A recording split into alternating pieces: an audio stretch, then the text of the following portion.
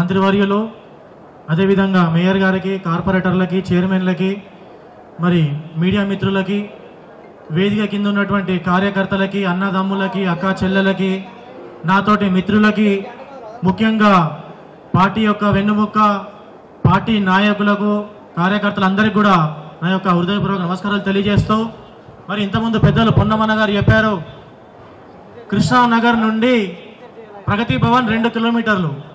మరి కృష్ణానగర్లో ఇప్పటికీ మొన్న మంత్రివర్యులు పర్యటించారు. వర్షం వస్తే 2 నుంచి 3 ఫీట్ల వాటర్ వస్తుంది. గతంలో మేము ఎన్నోసార్లు అప్లికేషన్లు ఇచ్చినాం. ఆ అప్లికేషన్లు అన్నీ కూడా ప్రగతి భవన్ గోడలకు, ఫామ్ హౌస్ గేట్లకి అంకితమైనవి. మరి ఈ మధ్యకాలంలో ఏదైతే అనివార్యమైందో ఎలక్షన్స్, మరి మంత్రివర్యులు రావడము, సుమారు 150 కోట్ల రూపాయల అభివృద్ధి పనులు కాన్స్టిట్యున్సీలో చేయడం జరిగింది.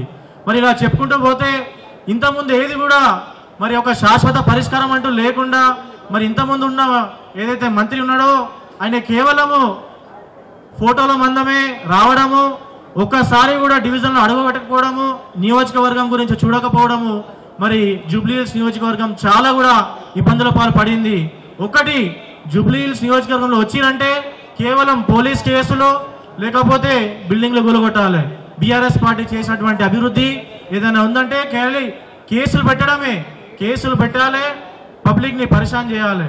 కాబట్టి ఇప్పుడు మనం ఈ జరగబోయే ఏదైతే ఉప ఎన్నిక ఉందో, ఈ ఉప ఎన్నికల్లో మనం ప్రతి ఒక్కరం ఒక సైనికుడై ముందుకు పోయి ఒక